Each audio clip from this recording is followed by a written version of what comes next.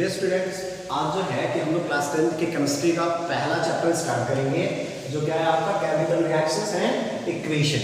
Clear हो रही बात? मतलब हम इस चैप्टर में सबसे पहले जानेंगे कि केमिकल रिएक्शंस होते क्या है, कैसे हम केमिकल रिएक्शंस को पहचानेंगे। क्लियर है? उसके बाद टाइप ऑफ केमिकल रिएक्शंस भी जानेंगे हम लोग, और उसी में हम लोग डिस्कस करेंगे केमिकल इक्वेशन के बारे में। ठीक है, तो सबसे पहले हम लोग आज जानेंगे कि केमिकल रिएक्शंस होते क्या है। तो केमिकल रिएक्शंस को जानने से पहले सबसे पहले हम ये जाने कि ये आता कहाँ से, कैसे इसको हम आसानी से समझ सकते हैं। तो हमने लोअर क्लासेस में पढ़ा हुआ है केमिकल चेंज और फिजिकल चेंज। बात समझ में आ रही ना? तो आपने जब लोअर क्लासेस में केमिकल और फिजिकल चेंज में डिफरेंस पढ़ा होगा, तो आपको ये डिफरेंसेस बताए जाते होंगे कि जो भी आपके फिजिकल चेंजेस होते हैं, उन फिजिकल चेंजेस, जो भी फिजिकल चेंजेस होते हैं वो क्या होते हैं, रिवर्सिबल नेचर के होते हैं। क्लियर है? जैसे अगर हम बात करें कि आइस में आपका वाटर का फॉर्मेशन होता है, जब हम लोग आइस को थोड़ा सा हीट करते हैं तो क्या बन जाता है, आपका वाटर बन जाता है। तो फिर अगर आप वाटर को क्या करें कि फिर दोबारा आप क्या करें, इसको फ्रीज करें या फिर कूल करें, तो आपका क्या बन जाएगा, फिर आइस बन जाएगा। बात समझ में आ रही ना? तो इसका क्या मतलब है कि आइस से वाटर बना लिया और फिर वाटर से हमने क्या बना लिया, आइस बना लिया। तो that's called a reversible process. बात समझ में आ रही ना? तो जितने भी फिजिकल चेंजेस होते हैं, all the physical changes are a reversible process. बात समझ में आ रही है? वहीं जो आपके केमिकल चेंजेस होते हैं, जैसे केमिकल चेंज की बात करें तो सबसे बेहतर एग्जांपल जो हमारे अक्सर घरों में देखने को मिलता है कि मिल्क से हम लोग क्या बना लेते हैं, कर्ड का फॉर्मेशन करते हैं। मिल्क से हम लोग कर्ड का फॉर्मेशन करते हैं। तो हम लोग मिल्क से कर्ड तो बना लेंगे, लेकिन फिर अगर हम चाहें कि कर्ड से मिल्क को बना लें तो ये हमारे लिए आसान बात नहीं है, पॉसिबल नहीं है। क्लियर है ना? मतलब क्या है कि आपका प्रोसेस रिवर्स नहीं हो सकता। तो इस टाइप के प्रोसेस को क्या बोलते हैं, इरिवर्सिबल प्रोसेस बोलते हैं। और भी कई सारे हैं कि अगर आपके पास कोई पेपर है, आप इस पेपर को बर्न करें, क्लियर होने बात, बर्न करेंगे तो क्या बनेगा, आपका ऐश बन मिलेगा आपको। तो ये ऐश फिर आपको पेपर में कन्वर्ट नहीं कर सकते। मतलब ये क्या है, आपका एक इरिवर्सिबल प्रोसेस है, इरिवर्सिबल चेंज है। तो जितने भी केमिकल चेंजेस होते हैं क्या होते हैं, इरिवर्सिबल नेचर के होते हैं, जबकि फिजिकल चेंजेस आपके क्या होते हैं, आपके रिवर्सिबल चेंजेस होते हैं। ठीक है?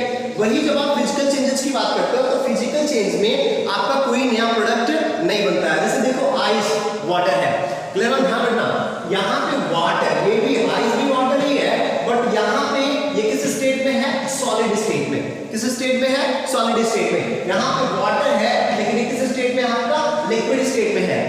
तो अब जरा समझना, अभी मैं कहना है कि स्टेट चेंज हो रहा है, तो चेंज तो आपका हो ही रहा है, लेकिन क्या वाटर चेंज हो रहा है, क्या वाटर का कंपोजिशन चेंज हो रहा है? नहीं।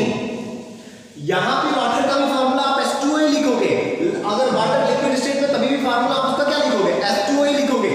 उसके कंपोजिशंस नहीं चेंज होने वाले हैं। बस चेंज क्या होता है, अगर आपको अभी इसी हम लोग पढ़ेंगे इसमें कि वाटर का जो अरेंजमेंट सॉलिड स्टेट में मतलब आइस में होता है वो डिफरेंट होता है वाटर का अरेंजमेंट जो लिक्विड स्टेट में होता है उससे। क्लियर है ना? तो ये बस अरेंजमेंट का फर्क है। बाकी जो वाटर का कंपोजिशन है H2O, वो चाहे वाटर आपका आइस में हो, सॉलिड स्टेट में हो, चाहे वाटर आपका लिक्विड स्टेट में हो, क्लियर है ना, वो H2O ही रहेगा, उसमें कोई चेंजेस नहीं आएंगे। बात समझ में आ रही ना? तो ये आपका फिजिकल रिवर्सिबल, और कोई भी नया सबस्टेंस आपका फिजिकल चेंज में से नहीं बनता।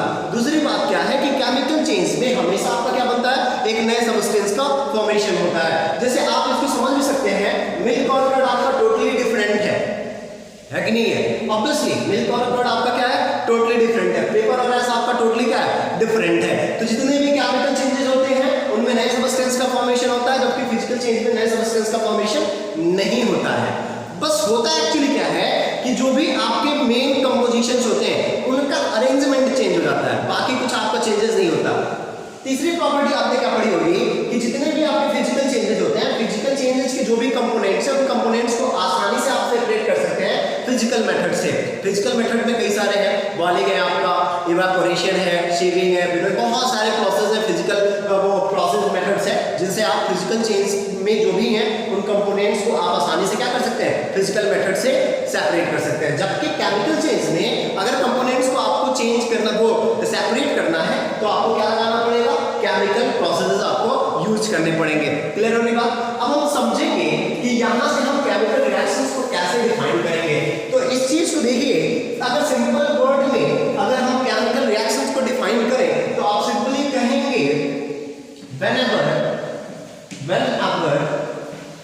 chemical change takes place, it is said to be a chemical reaction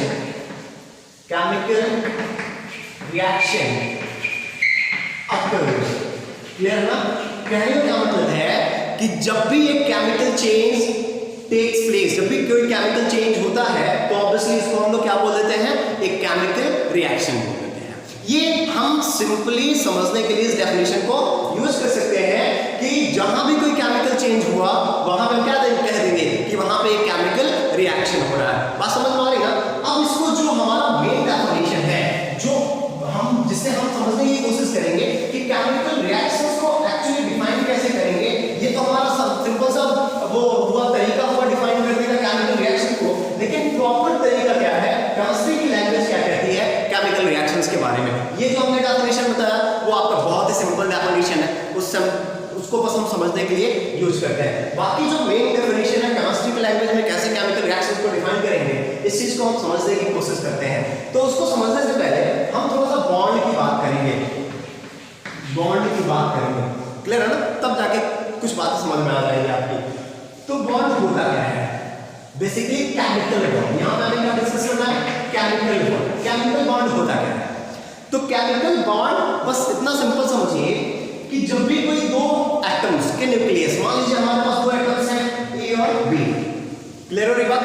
हमारे पास दो एटम्स हैं ए और बी। अब इन दोनों एटम्स के जो न्यूक्लियस हैं, जैसे इसका हमारा न्यूक्लियस है और इसके चारों तरफ ऑर्बिटल्स हैं। आपने क्लास 9 में पढ़ा होगा, बोर मॉडल, रदरफोर्ड मॉडल पढ़ा होगा, तो वहां पे आपको पढ़ाया गया होगा कि एटॉमिक मॉडल में न्यूक्लियस होता है, न्यूक्लियस के चारों तरफ आपके क्या होते हैं, ऑर्बिटल्स होते हैं। ऑर्बिटल्स में इलेक्ट्रॉन्स क्या करते हैं, रिवॉल्व करते हैं। इसका न्यूक्लियस हो गया और इसका न्यूक्लियस, ये आपका इसका स्ट्रक्चर हो गया। क्लियर है ना? ठीक, समझिए केमिकल बॉन्ड का मतलब क्या होता है। तो ए का ये आपका स्ट्रक्चर है, बी का ये स्ट्रक्चर है, एक ये न्यूक्लियस है और इसके चारों तरफ जो है ऑर्बिटल्स में आपके इलेक्ट्रॉन्स जो है आपके हैं रिवॉल्व कर रहे हैं। और बी का न्यूक्लियस है और बी की न्यूक्लियस के चारों तरफ आपके जो है इलेक्ट्रॉन्स क्या कर रहे हैं, रिवॉल्व कर रहे हैं। वहां पे आपको डिटेल स्टडी कराई गई होगी, एटॉमिक मॉडल के बारे में बताया गया कि ये सेल बोले जाते हैं, फर्स्ट सेल या सेकंड सेल या थर्ड सेल, इसमें 2 इलेक्ट्रॉन, इसमें 8 इलेक्ट्रॉन्स और इसमें आपके 8 इलेक्ट्रॉन्स, ऐसे आपको 18 इलेक्ट्रॉन्स बताया गया होंगे। तो वो चीजें आप समझ सकते हैं। अब समझिए केमिकल बॉन्ड हम कैसे समझाएंगे। जब भी केमिकल बॉन्ड बनेगा तो ऑब्वियस सी बात है, अगर ए और बी के बीच केमिकल बॉन्ड बनेगा तो सिंपल सी बात है, एटम ए को एटम बी के पास आना पड़ेगा। क्लियर है ना? एटम ए और एटम बी एक दूसरे के करीब में आएंगे। जब ये दोनों एक दूसरे के करीब में आएंगे तो समझिएगा मैं क्या बताने की कोशिश कर रहा हूँ केमिकल बॉन्ड की। हालांकि आपको पढ़ना है आगे हायर क्लासेस में, डिटेल में वहां पढ़ाया जाता है, लेकिन यहाँ पे हम बस उसको शॉर्टकट में थोड़ा सा समझेंगे। समझ में आया तो ठीक, नहीं तो फिर आप इसको क्या कर दीजिए। क्या है कि ये ए का एटम है, ठीक है ना, उसका ये स्ट्रक्चर है, बी का ये एटम है, उसका ये स्ट्रक्चर है। क्लियर हो रही बात? जब भी ए और बी के बीच अगर बॉन्ड बनना होगा तो सिंपल सी बात है, ए और बी को एक दूसरे के क्या होना पड़ेगा, क्लोज आना पड़ेगा। क्लियर ना? जब एक दूसरे के करीब आएंगे तो क्या पॉसिबिलिटी बनती है, क्या क्या चीजें हो सकती हैं। तो पहली पॉसिबिलिटी क्या कि अगर ए और बी एक दूसरे के करीब में आएंगे तो यहाँ पे आपके अट्रैक्टिव और रिपल्सिव, कौन कौन सी फोर्सेस, अट्रैक्टिव और रिपल्सिव, अट्रैक्टिव और रिपल्सिव फोर्सेस दोनों वर्क करेंगे। अब कौन कौन सी अट्रैक्टिव फोर्सेस, तो समझिए इसका न्यूक्लियस, क्योंकि न्यूक्लियस कैसा चार्ज होता है, आपने रदरफोर्ड मॉडल में पढ़ा होगा, न्यूक्लियस आपका पॉजिटिवली चार्ज होता है और इलेक्ट्रॉन्स आपके नेगेटिवली चार्ज होते हैं। तो इसका nucleus positively charge, electron negatively charge, इसका nucleus positively charge, electron negatively charge. तो जब भी ये दोनों क्लोज आएंगे तो इसके न्यूक्लियस जो कि पॉजिटिवली चार्ज है और इनके इलेक्ट्रॉन जो कि क्या है, नेगेटिवली चार्ज है, इनके बीच क्या होगा, एक अट्रैक्शन फोर्स वर्क करेगा। समझ में आ रही बात? इसके न्यूक्लियस और इसके इलेक्ट्रॉन के बीच एक अट्रैक्शन फोर्स वर्क करेगा।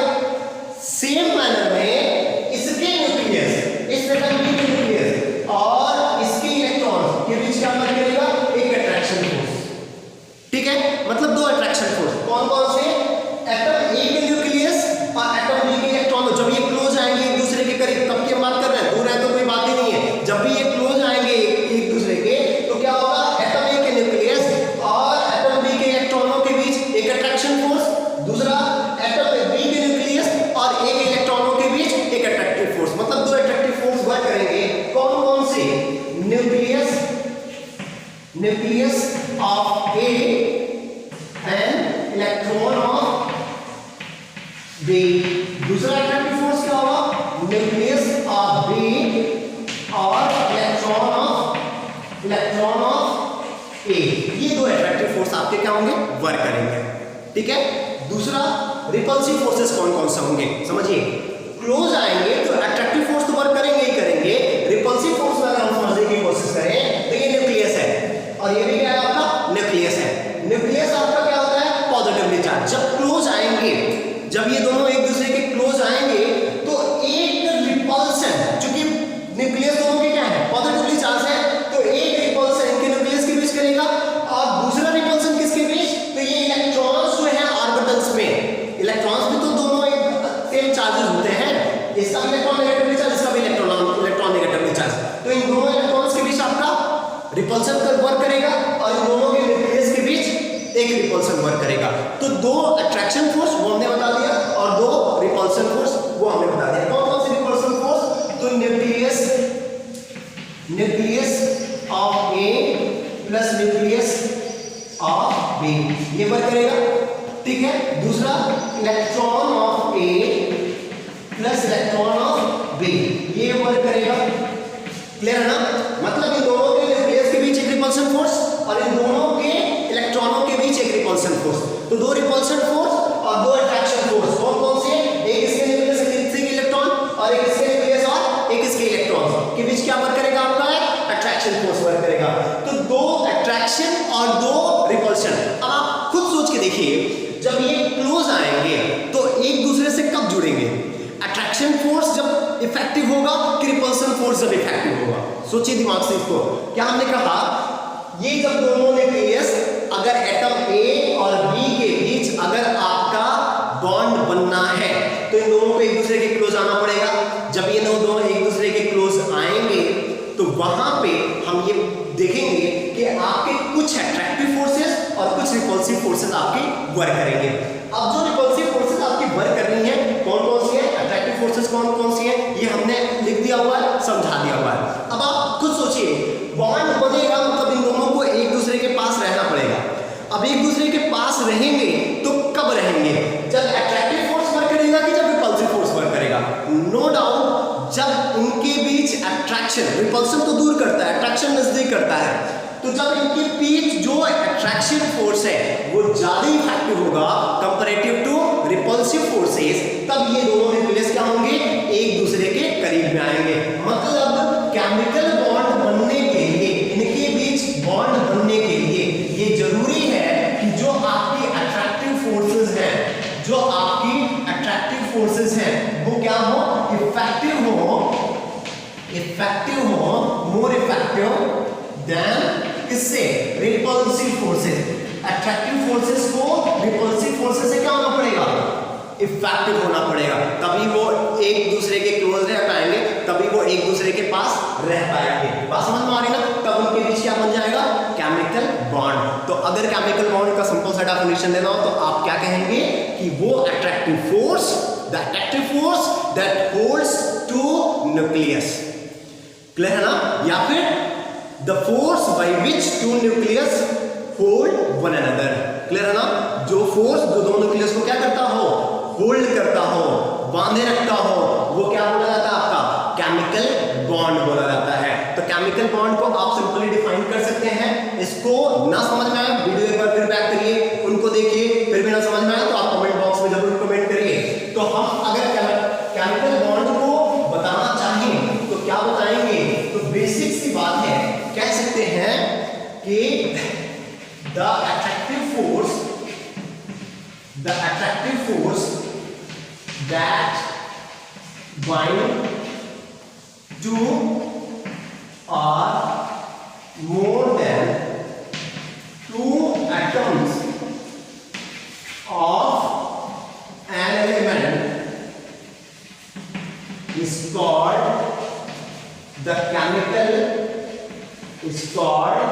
the chemical bond। जो अट्रैक्टिव फोर्स दो या दो से अधिक एटम के न्यूक्लियस को bind the two or more than two nucleus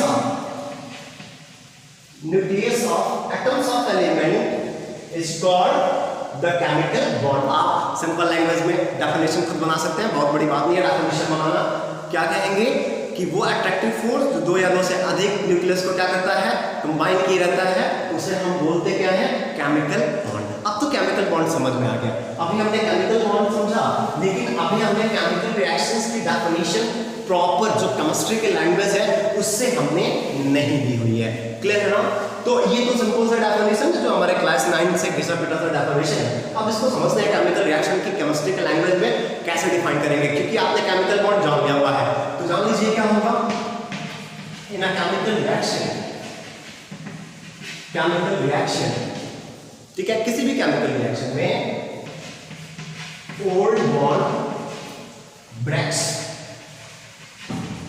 जो भी आपके पुराने बॉन्ड होते हैं वो क्या होते हैं, टूटते हैं, and new bonds are formed. New bonds are formed. जब भी कोई केमिकल रिएक्शन होता है तो उस केमिकल रिएक्शन में आपके जो भी पुराने बॉन्ड होते हैं, अब ये बॉन्ड किसके बीच, तो हम जब केमिकल इक्वेशन आपको लिखेंगे तब बताएंगे। अभी हम बताएंगे नहीं इसको, जब केमिकल इक्वेशन बताएंगे उस समय भी इस चीज को हम वहां पे इंट्रोड्यूस करेंगे कि ये बात हमने बताई थी, इसको आप रिमाइंड करिए। तो आप जब भी केमिकल रिएक्शन के बारे में पूछा जाए तो आप सिंपली भी कह सकते हैं, जब भी कोई केमिकल चेंज होता है तो उसे हम क्या बोल देते हैं, केमिकल रिएक्शन बोल देते हैं। अब केमिकल रिएक्शन में जो प्रॉपर है उसको हम क्या बोलेंगे कि ऐसा चेंज जिसमें ओल्ड बॉन्ड, जो आपके पुराने बॉन्ड्स हो वो ब्रेक करें और नए बॉन्ड का फॉर्मेशन हो, उसे हम केमिकल रिएक्शन या फिर केमिकल चेंज बोल देंगे। बात समझ में आई? ठीक है, अब हम बात करते हैं केमिकल रिएक्शन की डेफिनेशन आप समझ गए, ठीक है, और भी प्रॉपर डेफिनेशन है उसको हम लिख देंगे फिलहाल। अब समझते हैं आगे कि केमिकल रिएक्शन को कैसे पहचानेंगे, ठीक है, हाउ टू आइडेंटिफाई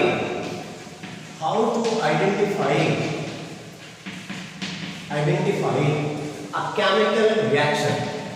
किसी केमिकल रिएक्शन को कैसे हम पहचानेंगे, ठीक है, ऐसे कौन कौन से हमारे पास जो है कि ऑब्जर्वेशंस होंगे जिनसे हम कह सकते हैं कि हाँ यहाँ पे कोई केमिकल रिएक्शन हुआ है।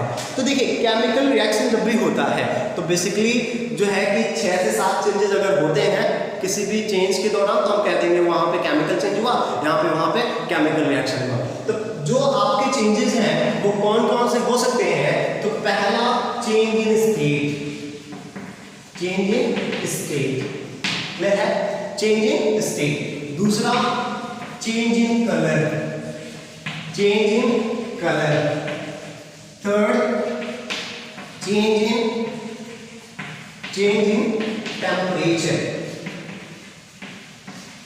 In temperature, fourth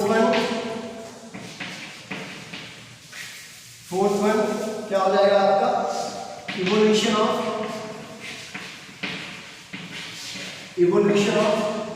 a gas, ठीक है, क्या हो, इवोल्यूशन ऑफ गैस, ठीक है। अभी हम आगे भी डिस्कस करेंगे इसके बारे में, ठीक है। समझते हैं चेंज इन स्टेट, ठीक है। अब समझिए कि यहां पे लिखा तो है कि चेंज इन स्टेट, अगर किसी भी चेंज में अगर स्टेट चेंज होता है तो हम कहते हैं भाई केमिकल रिएक्शन है वो या फिर केमिकल चेंज है। अब यहाँ पे हमें बात समझनी होगी, इससे बात नहीं बनने वाली। अब आपको सोच के देखिए, इससे पहले हमने कहा क्या है कि आइस आपका वाटर में चेंज तो होता है, आइस वाटर में चेंज होता है, और आइस किस स्टेट में होता है, सॉलिड स्टेट में, और वाटर किस स्टेट में होता है, लिक्विड स्टेट में, और दोनों का कंपोजिशन क्या है, H2O। तो ये केमिकल चेंज होना चाहिए, लेकिन हमने तो इसको फिजिकल चेंज कहा था, होना तो चाहिए केमिकल चेंज। अरे भाई हमने क्या लिखा हुआ है कि हम किसी केमिकल रिएक्शन को कैसे आइडेंटिफाई करेंगे, तो पहला ही पॉइंट हमने लिखा हुआ है चेंज इन स्टेट, मतलब जहां भी स्टेट में चेंजेस आएंगे उसको हम फटाक से बोल देंगे केमिकल रिएक्शन। नहीं, और भी चीजें होनी चाहिए, नॉन रिवर्सिबल हो वो इरिवर्सिबल हो, ठीक है, या और साथ ही साथ नया कंपाउंड बनता हो और साथ ही साथ स्टेट का चेंज भी होता हो, तब उसको केमिकल रिएक्शन बोलेंगे। इसको केमिकल चेंज या फिर केमिकल रिएक्शन नहीं बोल सकते। इस चीज को समझने की कोशिश करिए, यहां भी स्टेट का चेंज हो रहा है लेकिन ये फिजिकल चेंज है, ना कि केमिकल चेंज, बी अवेयर, ठीक है ना। तो केमिकल चेंज, केमिकल रिएक्शन में स्टेट का चेंज हो तो साथ ही साथ क्या क्या होता है, वो जो चेंज होता है इरिवर्सिबल होता है, उस चेंज में नए कंपाउंड का फॉर्मेशन होता है। एग्जांपल के तौर पे हम आपको समझाते हैं। एक एग्जांपल है, आप अमोनिया जानते होंगे NH3, क्लियर है ना? अमोनिया गैसेस स्टेट में होता है और आप इसमें HCl गैस, अमोनिया और HCl गैस को आप क्या करिए, रिएक्ट करा दीजिए। एक बेस है और एक आपका एसिड है, क्लियर होगी बात? इसके बारे में हमें डिस्कस करना है। ये हम लिख तो रहे हैं लेकिन ये केमिकल रिएक्शन है। देखिए इक्वेशन आ गया ना, केमिकल इक्वेशन, हम केमिकल इक्वेशन लिख रहे हैं तो दोनों अलग नहीं कर सकते। केमिकल रिएक्शन पढ़ाते समय केमिकल इक्वेशन का आना, केमिकल इक्वेशन पढ़ाते समय केमिकल रिएक्शन का आना जरूरी है और हम यही करेंगे। केमिकल रिएक्शन जब पढ़ाएंगे तभी भी इक्वेशन के बारे में बताएंगे कि आप उसको समझते रहे, और जब केमिकल इक्वेशन पढ़ाएंगे तभी भी केमिकल रिएक्शन के बारे में आपको हिंट देते रहेंगे। तो चीजों को आप अलग अलग ना देखिए, एक दूसरे के कंप्लीमेंट्री है, जहां ये रहेगा वहां ये भी रहेगा, ठीक है? आप सेपरेट ना करिए इनको। तो देखिए क्या है, अमोनिया गैस है, चेंज स्टेट की बात कर रहे हैं। अमोनिया क्या है, गैस है। HCl भी क्या है, गैस है। दोनों गैसेस स्टेट में है, लेकिन जब रिएक्ट करते हैं तो आपका बनता क्या है, अमोनियम क्लोराइड, जो किस स्टेट में होता है, सॉलिड स्टेट में होता है, ठीक है? तो एक बात ध्यान रखिए, यहाँ पे दो गैसेस कंबाइन कर रहे हैं और एक सॉलिड का फॉर्मेशन हो रहा है। स्टेट तो चेंज हो रहा है, पक्का हो रहा है। गैस से किस में चेंज हो रहा है, स्टेट किस में, गैस से लिक्विड में, सॉरी सॉलिड में चेंज हो रहा है। लेकिन हम इसको क्या बोलेंगे, केमिकल चेंज बोलेंगे। क्यों बोलेंगे, तो यहाँ पे जो अमोनियम क्लोराइड बन रहा है वो नया प्रोडक्ट है, इसमें अमोनिया और HCl की कोई प्रॉपर्टी नहीं होगी। बी अवेयर, जो ये बन रहा है इसको प्रोडक्ट बोलते हैं। हम फिर बताएंगे, इक्वेशन पढ़ाएंगे तो प्रोडक्ट का नाम लेंगे, और इनको बोलते हैं क्या, रिएक्टेंट। इनको क्या बोलेंगे, इन दोनों को रिएक्टेंट बोलेंगे, क्लियर हो गई बात? और इसको क्या बोलेंगे, प्रोडक्ट बोलेंगे, क्लियर है ना? इसको रिएक्टेंट और इसको क्या बोलेंगे, प्रोडक्ट। तो जो प्रोडक्ट बनता है केमिकल चेंज में, उसकी जो प्रॉपर्टी होती है, जो आपके रिएक्टेंट्स होते हैं उनकी प्रॉपर्टी से टोटली अलग होती है। ये ध्यान में रखिए। मतलब अमोनियम क्लोराइड में ना तो कोई अमोनिया की कोई कैरेक्टरिस्टिक्स होगी और ना ही कोई HCl की कैरेक्टरिस्टिक होगी। बात नहीं समझिए, ये टोटली क्या होगा, डिफरेंट होगा। जैसे एक और एग्जांपल करते हैं, हालांकि वो चेंजिंग स्टेट का नहीं है, जरा समझिए। सोडियम सॉलिड और क्लोरीन गैस, ये कंबाइन करते तो क्या बना लेते हैं, NaCl, ठीक है? हालांकि ये स्टेट चेंज का नहीं है, मैं बस बताने की कोशिश कर रहा हूं, ठीक है?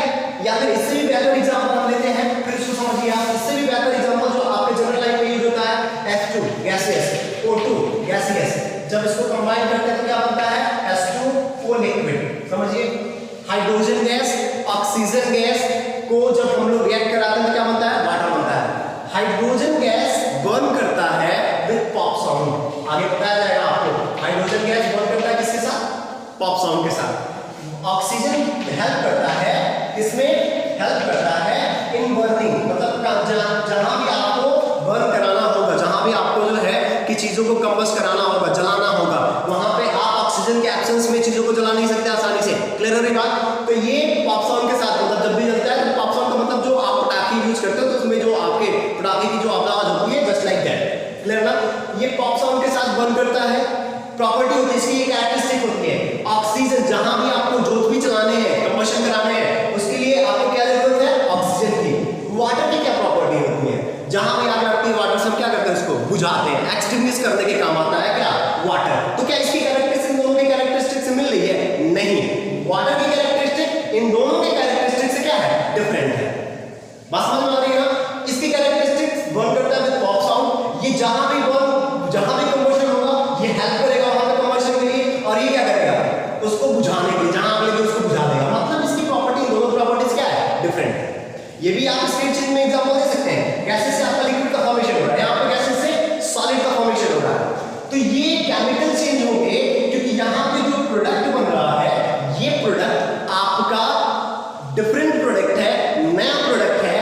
किससे, जो आपने रिएक्टेंट्स लिया हुआ है, और इसकी जो प्रॉपर्टी होगी इन दोनों के प्रॉपर्टी से, अमोनिया की प्रॉपर्टी से, HCl की प्रॉपर्टी से, इसकी प्रॉपर्टी क्या होगी, डिफरेंट होगी।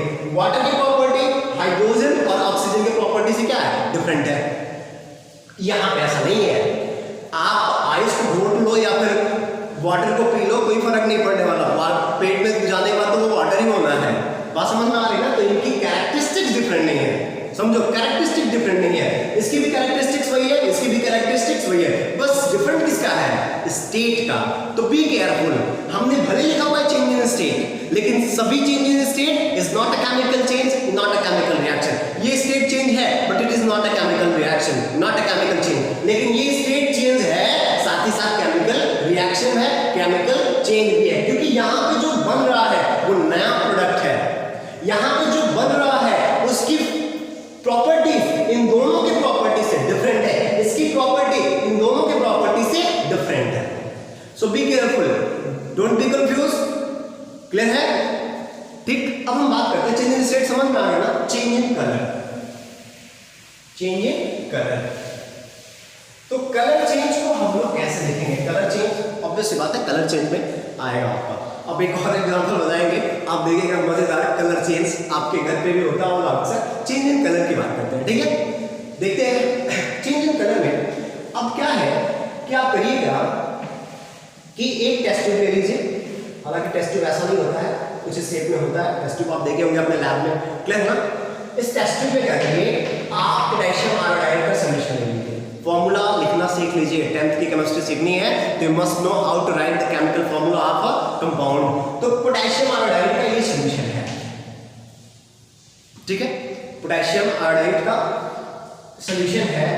और दूसरे टेस्ट ट्यूब में आप क्या करिए, लेड नाइट्रेट का सॉल्यूशन करिए, लेड नाइट्रेट का, सॉरी PbNO3 का होल ट्वाइस, लेड नाइट्रेट का सॉल्यूशन। दो टेस्ट ट्यूब है, एक टेस्ट ट्यूब में आपने क्या ले लिया, पोटेशियम आयोडाइड का सॉल्यूशन, दूसरे टेस्ट ट्यूब में आपने क्या ले लिया, लेड आयोडाइड। पोटेशियम आयोडाइड बहुत महंगा मिलता है, आसानी से मिलता नहीं, ठीक है? अक्सर लैबों में नहीं होता पोटेशियम आयोडाइड, ठीक है? जो भी है, एक टेस्ट ट्यूब में आपने पोटेशियम आयोडाइड ले लिया, एक टेस्ट ट्यूब में आपने लेड नाइट्रेट ले लिया। अब इन दोनों टेस्ट ट्यूब को क्या करिए, तीसरे टेस्ट ट्यूब में इन दोनों सॉल्यूशन को आप क्या करिए, ऐड कर दीजिए।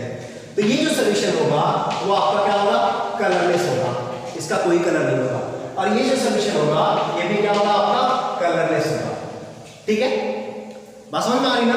पोटेशियम आयोडाइड का सॉल्यूशन कलरलेस, जैसे आपका पोटेशियम आयोडाइड, जैसे आपका घर पे साल्ट यूज करते हैं उसी तरह का लेड नाइट्रेट का भी जो साल्ट होगा वो आपके घर पे जो साल्ट होता है उसी कलर में होगा। तो इसका जब सॉल्यूशन बनाएंगे तो वो क्या होगा आपका, इसका भी कलरलेस और इसका भी कलरलेस। लेकिन जब आप इन दोनों को मिक्स करते हो, मिलाते हो तीसरे टेस्ट ट्यूब में, तो जो बनता है उसका जो कलर होता है एक प्रेसिपिटेट बनता है, प्रेसिपिटेट बनता है जिसका कलर क्या होता है, येलो, या फिर हम कहें कि येलो कलर का एक आपका सॉल्यूशन बनता है।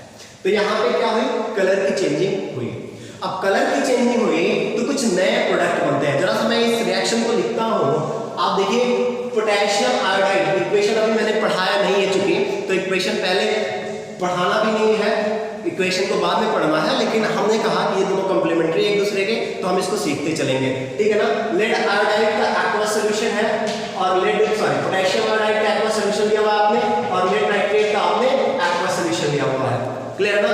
इन दोनों को जब मिक्स करते हैं तो आपका एक केमिकल रिएक्शन होता है, और इस केमिकल रिएक्शन के दौरान बनता क्या है आपका, लेड आयोडाइड का प्रेसिपिटेट सॉलिड बनता है, जिसको हम लोग PPT बोलते हैं। प्रेसिपिटेट से कंफ्यूज ना होइए, आपके घर देखते होंगे कभी कभी दूध आपका जो है फट जाता होगा, दूध फटता है तो आपका कुछ सॉलिड पार्ट्स नीचे बैठ जाते हैं और लिक्विड पार्ट आपका ऊपर होता है। तो जो सॉलिड पार्ट होता है वही क्या होता है आपका प्रेसिपिटेट, उसी को प्रेसिपिटेट टाइप पे समझिए। जस्ट लाइक दैट ये दोनों आपके सॉल्यूशंस हैं, इसमें कोई आपका सॉलिड बॉडी पार्ट नहीं होता, ये सॉल्यूशंस है। जब इनको मिक्स करते हैं तो एक प्रेसिपिटेट, मतलब जो मिल्क दूध फटने के बाद जो बनता है उसी टाइप में यहाँ पे एक प्रेसिपिटेट बन जाएगा जो सॉलिड स्टेट में होगा, और उसका कलर क्या होगा, येलो, ठीक है?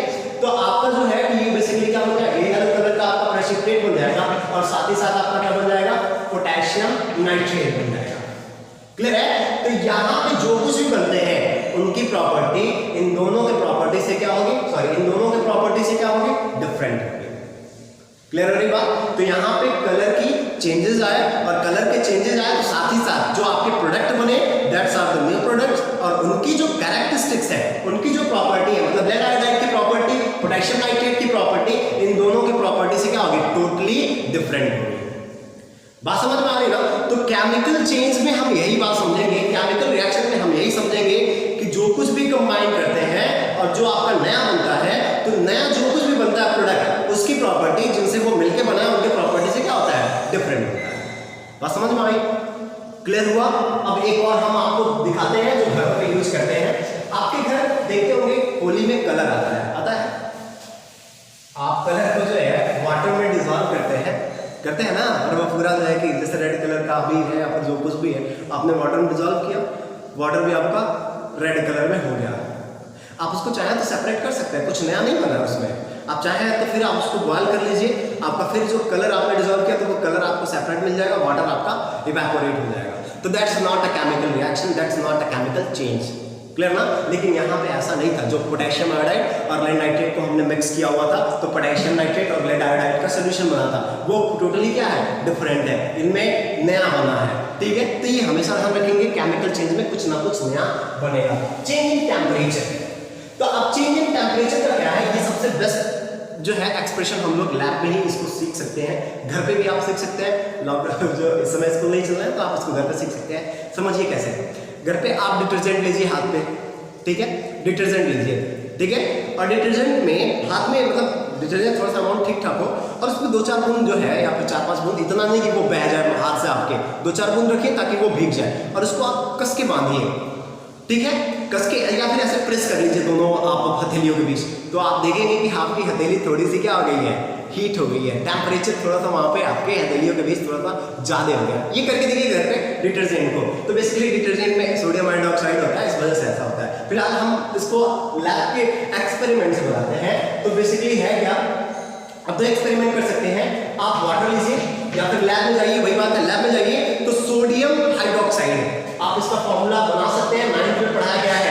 अगर आप 9th का जो वो पोजीशन है जिससे हम लोग केमिकल फॉर्मूला बनाना सीखते हैं, अगर वो नहीं आता है तो फिर आप जो है कि पीछे हैं, ये ध्यान रखिए, उसको आप रिवाइज करिए, उसको आप जानिए कि कैसे केमिकल फॉर्मूला किसी मॉलिक्यूल का हम लोग लिखेंगे। तो सोडियम हाइड्रोक्साइड है हमारे पास, क्लियर है ना। इसके प्लेट्स आते हैं, क्या होता है प्लेट्स, प्लेट्स का क्या मतलब है, जैसे आप दवाइयाँ देखते हैं ना, गोल सी जो होती है छोटी छोटी, जो गोल नहीं होती है दवाई, जस्ट लाइक दैट, वैसे ही जो है इसके जो है कि वो प्लेट्स होते हैं, बात समझ में आ रही है ना। अब आपके प्लेट्स लेके क्या करिए, फिर इनको हाथों के बीच दबा दीजिए, थोड़ा सा 2-4 बूंद पानी डाल के दबा दीजिए, आपका लगेगा कि हाथ जल रहा है, क्लियर है ना। या फिर आप क्या करिए कि इनके प्लेट्स को, प्लेट्स कुछ ऐसे होंगे, क्लियर है ना, इन प्लेट्स को क्या करिए, इस वाटर में आप क्या कर दीजिए, ऐड कर दीजिए।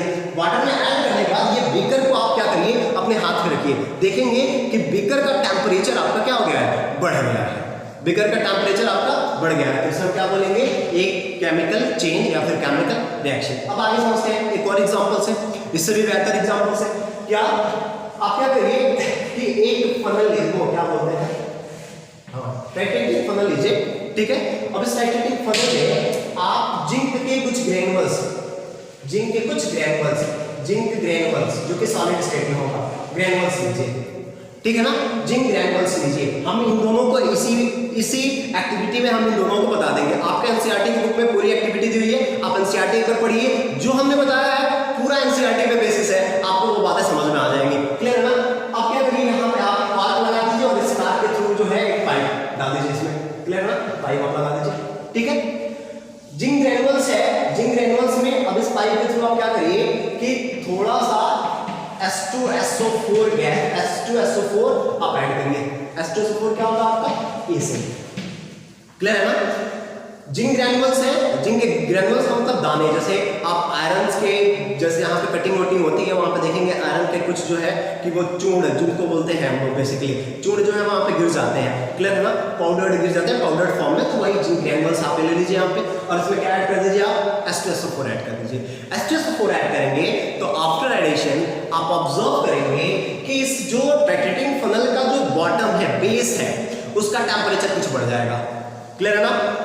दूसरी बात, इस पाइप के थ्रू आपकी एक गैस इवॉल्व होगी, क्लियर है, बात समझ में आ रही है ना। और जो गैस होगी मैं बता देता हूँ कौन सी गैस होगी, हाइड्रोजन गैस। और हाइड्रोजन गैस के आइडेंटिफिकेशन मैंने 9th में भी प्रोबेबली बताया होगा कि हाइड्रोजन गैस को कैसे पता करेंगे। तो बेसिकली हाइड्रोजन गैस को अगर पता करना, उसका आइडेंटिफिकेशन करना है, तो ये अक्सर पूछा भी जाता है, आप ध्यान रखिएगा। तो आप क्या करिए कि ये एक बर्निंग कैंडल इसके पास ले जाइए, क्लियर ना, एक बर्निंग कैंडल, जहां से ये गैस निकल रही है वहां पे क्या करिए, बर्निंग कैंडल लेते हैं। जब बर्निंग कैंडल ले जाएंगे तो ये हाइड्रोजन गैस आपका बर्न करेगा विद पॉप साउंड, और इसका जो फ्लेम होगा वो स्लाइटली ब्लू कलर में होगा, क्लियर हो रही बात मेरी समझ में आ रही है। क्या हमने कहा कि एक आप टाइटेनियम फनल लीजिए, टाइटेनियम फनल के जो आपका माउथ है उसको कार्क से आप क्लोज कर दीजिए, उस कार्क के थ्रू आप क्या करिए, एक आप जो है कि वो ट्यूब निकाल लीजिए, ट्यूब के थ्रू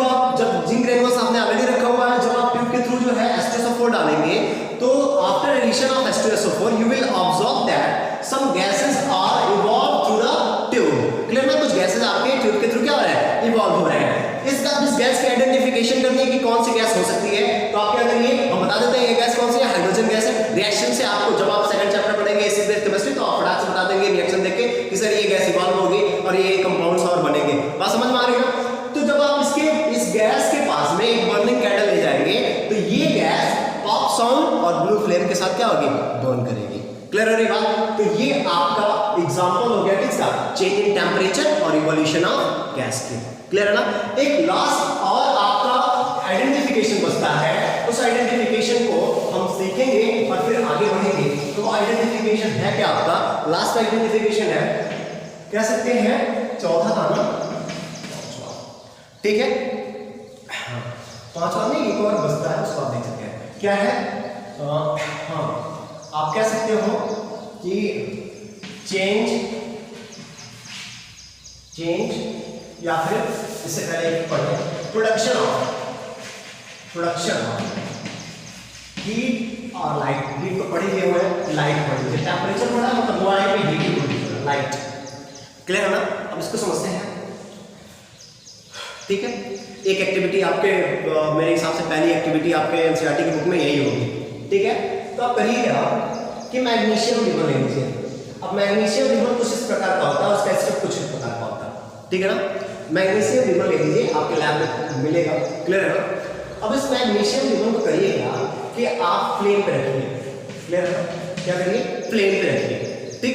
तो जब आप फ्लेम पे रखेंगे तो देखेंगे कि ये मैग्नीशियम रिबन हो सकता है, क्लास 8 में भी आपका है एनसीईआरटी की बुक में, आप उसको देख सकते हैं, प्रेफर कर सकते हैं। तो जब आप मैग्नीशियम रिबन को फ्लेम पे रखते हो तो होता क्या है, ये मैग्नीशियम रिबन बर्न करता है डैजलिंग फ्लेम के साथ। किसके साथ? डैजलिंग फ्लेम के साथ, ठीक है। और वहां पे आपकी बहुत ही जो है कि बहुत ज्यादा लाइट प्रोड्यूस होता है। आप जो है बेसिकली जब मैग्नीशियम रिबन बर्न कराया जाता है तो ये प्रिकॉशंस दी जाती है कि during burning of magnesium ribbon you should wear some glasses. आपको वहां पे जो है कि एक ग्लास पहन के जो है कि फिर बर्निंग करानी चाहिए इसको मैग्नीशियम रिबन को, क्योंकि वो आपकी आंखों पे इफेक्ट जो है हार्मफुल इफेक्ट डाल सकता है। क्लियर है ना? तो ये जो मैग्नीशियम रिबन को आप बर्न कराते हो तो आप ये मैग्नीशियम रिबन जो है डैजलिंग फ्लेम के साथ बर्न करता है। तो चूंकि ये डैजलिंग फ्लेम के साथ बर्न कर रहा है मतलब क्या प्रोड्यूस कर रहा है, प्रोड्यूस कर रहा है आपका क्या, लाइट। इसलिए ये जो होगा वो क्या होगा, एक केमिकल चेंज होगा या फिर एक केमिकल रिएक्शन होगा। अब केमिकल रिएक्शन किसके बीच, फिर देखिए है तो केवल मैग्नीशियम रिबन, है तो केवल मैग्नीशियम रिबन जो सॉलिड स्टेट में होएगा और बर्निंग में हेल्प कौन करता है, मैंने अभी बताया बर्निंग में हेल्प कौन सी गैस करती है, ऑक्सीजन गैस। क्लियर है बात? तो बेसिकली होता क्या है, मैग्नीशियम को जब ऑक्सीजन के साथ आप रिएक्ट कराएं या फिर ऑक्सीजन के प्रेजेंस में जब आप बर्न कराएं तो आपका नया कंपाउंड होता है, कुछ आपका एस, व्हाइट एस मिलेगा आपको देखने में। जब आप बर्न कराएंगे तो बर्न कराने के बाद आपको व्हाइट एस मिलेगा। क्लियर है ना? तो बनता क्या है वो, मैग्नीशियम ऑक्साइड। क्लियर है ना? तो यहाँ पे प्रोड्यूस क्या होगा, आपका लाइट प्रोड्यूस हुआ। क्लियर है ना? तो इस वजह से क्या होगा, एक केमिकल चेंज होगा। आपके मैग्नीशियम रिबन के बर्निंग से बहुत अच्छे दो-तीन बहुत अच्छे क्वेश्चंस बनते हैं, उन क्वेश्चन को हम लोग सेपरेटली स्टडी करेंगे आफ्टर दिस लेक्चर। क्लियर है ना? लास्ट आप देख सकते हो change in smell, change in smell. तो चेंज इन स्मेल, जैसे आप खाना रखते हो, ठीक है, फूड, ठीक है, तो रखते हैं तो जब वो खराब हो जाता है या फिर ब्रेड जो होते हैं ये भी देख सकते हैं, ब्रेड की स्मेलिंग या फिर जब उसका टेस्ट बदल जाता है, टेस्ट भी कह सकते हैं, चेंज इन स्मेल और चेंज इन टेस्ट। कुछ खाना होते हैं जो है कि उनकी स्मेल बदल जाती है या फिर उनका टेस्ट बदल जाता है, तो बेसिकली उसके पीछे रीजन क्या होता है, तो उसके पीछे बेसिक रीजन होता है केमिकल रिएक्शन। कुछ आपके एटमॉस्फेयर में प्रेजेंट गैसेस होते हैं, उनसे रिएक्ट करके वो जो है स्पॉइल कर देता है फूड को या फिर उनका टेस्ट बदल देता है। क्लियर है ना? तो किसी भी केमिकल प्रोसेस चेंज को या फिर किसी केमिकल चेंज को ही केमिकल रिएक्शन बोलेंगे। किसी केमिकल रिएक्शन को आइडेंटिफाई करने का तरीका क्या क्या होगा, तो ऑब्वियसली हमने देखे 5-6 तरीके हैं। पहला तरीका चेंज इन स्टेट, तो मैंने बताया था आपको पहले ही, फिर अवेयर कर रहा हूँ, all the change in states are not a chemical change, हमने बताया, उसके बारे में पूरे हमने डिस्क्रिप्शन दी है, आप उस चीज को ध्यान से देखिए। दूसरा क्या था, चेंज इन आपका टेम्परेचर में चेंज हो, इवोल्यूशन हो, किसका, गैस का, चेंज इन कलर हो, ठीक है। साथ ही साथ अगर लाइट का प्रोडक्शन हो तो भी क्या होगा, आपका एक केमिकल चेंज होगा। और अगर टेस्ट में या फिर स्मेल में चेंजिंग आती है, that's will also a chemical change. Clear हो रही बात? वीडियो को ध्यान से देखिए, जो कुछ भी आपको प्रॉब्लम हो, जो आपको चीजें ना समझ में आए, कंफ्यूजन हो अभी समझने में, आप उसको कमेंट बॉक्स में जो है कि कमेंट करिए, आपको आंसर्स मिलेंगे। ठीक है, ध्यान से देखिए वीडियो को। आगे हम लोग नेक्स्ट वीडियो में इसको आगे बढ़ाएंगे, इस लेक्चर को आगे बढ़ाएंगे और चीज़ों को सीखने की कोशिश करेंगे। Thank you everyone.